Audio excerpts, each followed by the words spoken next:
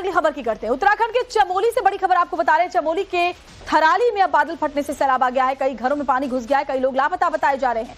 गाड़ियां कीचड़ में धंस गई हैं। मूसलाधार बारिश के चलते कई नदियों में उफान है। एनडीआरएफ एसडीआरएफ की जो टीम्स हैं वो रेस्क्यू ऑपरेशन में लगी हुई हैं। बादल फटने की वजह से सैलाब के साथ मलबा आया जो लोगों के घरों में घुस गया।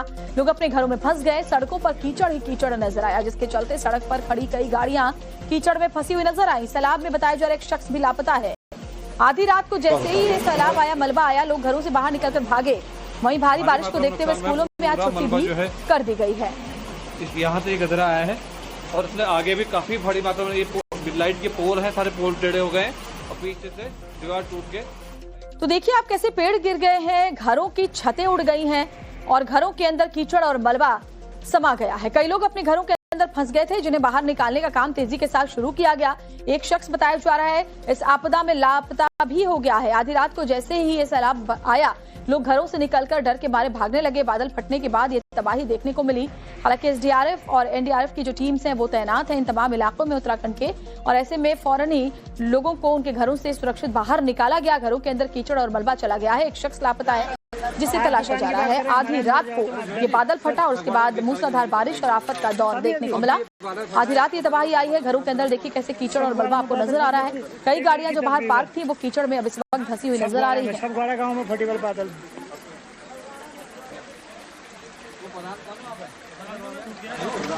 उससे पहले आपको याद होगा कि धराली में कैसे वो आफत आई थी जिसमें लोगों ने अपनी जानें गंवाई। अब एक बार फिर से क्योंकि उत्तराखंड में मौसम का मिजाज बदला हुआ है, लगातार बारिश हो रही है। मूसलाधार बारिश की वजह से बादल फटने की घटनाएं अलग अलग इलाकों से सामने आई हैं। रात को चमोली जिले में हुई मूसलाधार बारिश के चलते जो थराली क्षेत्र है वहां पे बादल फटा है और बादल फटने के बाद जो पिंडर नदी है वो पूरे उफान पे है। और इस आप देख सकते हैं कि जो पिंडर नदी है उसका जो जल स्तर है वो लगातार बढ़ता जा रहा है। और पिंडर नदी का जल स्तर बढ़ने के चलते जो नदी किनारे रहने वाले जो लोग हैं उनको अब खतरा यहाँ पर पैदा हो चुका है। पुलिस प्रशासन लगातार लोगों से अपील कर रहा है कि वो नदी किनारे ना रहें, क्योंकि जो पिंडर नदी है उसका जल स्तर लगातार बढ़ता जा रहा है। और साथ ही जो थराली क्षेत्र है वहाँ पे भारी तबाही हुई है और उसके बाद जो राहत एवं बचाव कार्य है वहाँ पे लगातार जारी है।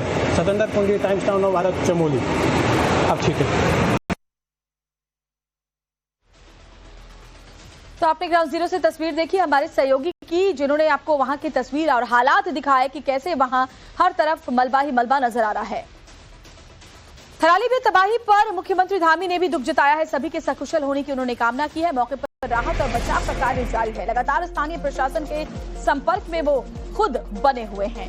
और उत्तराखंड में मौसम की मार लगातार देखी जा रही है और ऐसे में मुख्यमंत्री धामी खुद ही एक्शन में है और हर जिले के हालात लगातार वो ले रहे हैं। अब उन्होंने ट्वीट करके जानकारी इस बात की दी है। जनपद चमोली के थराली क्षेत्र में देर रात बादल फटने की दुखद खबर प्राप्त हुई। जिला प्रशासन, एसडीआरएफ, पुलिस मौके पर पहुंचकर राहत और बचाव कार्य में लगे हुए हैं। इसको लेकर मैं निरंतर स्थानीय प्रशासन के संपर्क में हूं और खुद स्थिति की निगरानी कर रहा हूं। ईश्वर से सभी के सकुशल होने की प्रार्थना भी कर रहा हूं।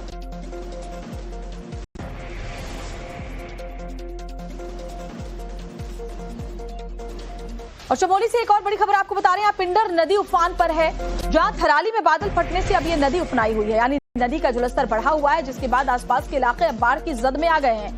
क्योंकि बादल फटने के साथ ही पहाड़ से पानी के साथ साथ मलबा भी आया और नदी उफान पर है। चमोली में पिंडर नदी का जल प्रवाह कितना तेज है, इन तस्वीरों को देखकर आप समझ सकते हैं। लोगों में डर और दहशत का माहौल है।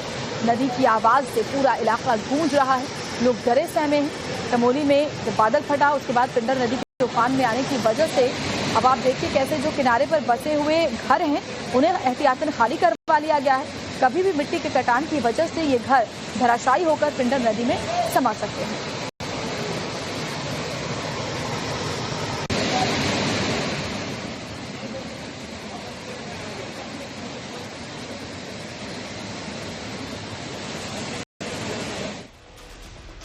और मौसम के मार के बीच सबसे बड़ी जो मुसीबत हो जाती है वो टीम्स की वजह से टीमों के लिए हो जाती है। बीआरओ की टीम खासतौर पर रास्ते साफ करने में लगी रहती है।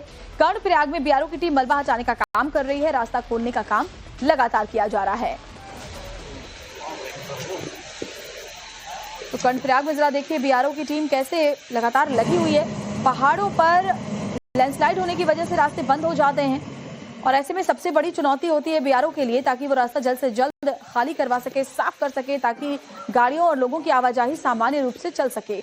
और ऐसे में कर्णप्रयाग में आप देखिए देर रात में जैसे ही, क्योंकि बारिश का दौर जारी है, तो दिन हो या रात हो, जैसे ही बारिश थोड़ी देर के लिए भी रुकती है, बीआरओ की टीम मलबा हटाने के काम में लग जाती है, क्योंकि मौसम कब खराब हो जाए ये कह पाना बहुत ही मुश्किल है। मौसम विभाग के मुताबिक अभी अगले कुछ दिन तक उत्तराखंड के अलग अलग जिलों में ऐसे ही बारिश का दौर जारी रह सकता है।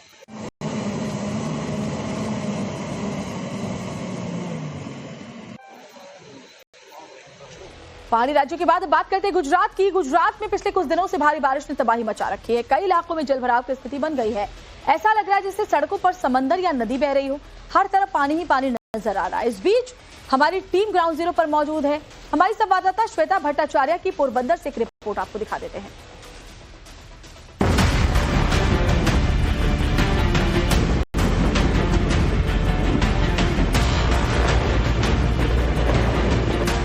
महाराष्ट्र में तबाही मचाने के बाद मौसम अपना तेवर गुजरात पर दिखा रहा है।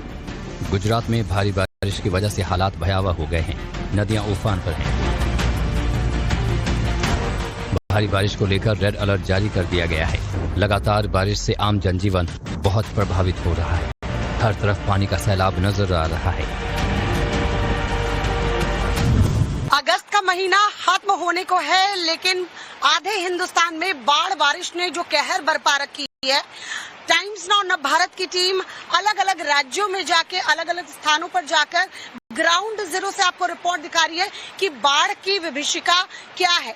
जरा इस तस्वीर को आप देखिए, आपको लग रहा होगा कि कोई समंदर है या नदी की धार है। और इस वक्त मैं बीच नदी की धार में मानो फंसी हुई हूँ और इन लहरों पर जरा गौर फरमाइए। ये इतनी तेज है कि मुझे अपना पैर जमाकर यहाँ खड़े रहना मुश्किल हो रहा है। नव भारत की टीम गुजरात से वो हर एक तस्वीर आपको दिखाने की कोशिश कर रही है, ताकि आप समझ पाएं कि वहाँ आसमानी आफत से कैसे हालात हैं। कुछ लोग मौजूद हैं। कहाँ के हैं भाई आप? बकसरा। बकसरा के हैं? बकसरा, ये बकसरा है और आगे कड़च है। हाँ, तो ये कब से हालात ऐसे? 2 दिन से। 2 दिन से। पानी के तेज बहाव के चलते हमारी टीम को पोरबंदर जाने के लिए अपना रास्ता बदलना पड़ा। लेकिन इस दौरान जब एक स्थानीय से बात हुई तो उनका कहना था कि कमोबेश हर साल यही हालात हो जाते हैं। मथुरा के संत प्रेमानंद